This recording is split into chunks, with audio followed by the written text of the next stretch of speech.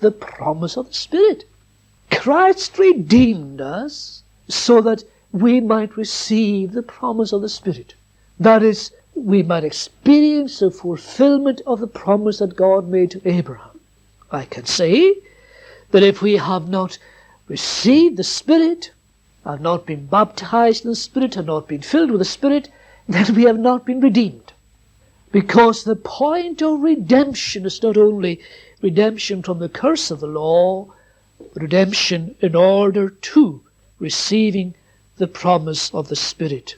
We haven't got what God promised unless we have this. It is the promise. It is the core, you see.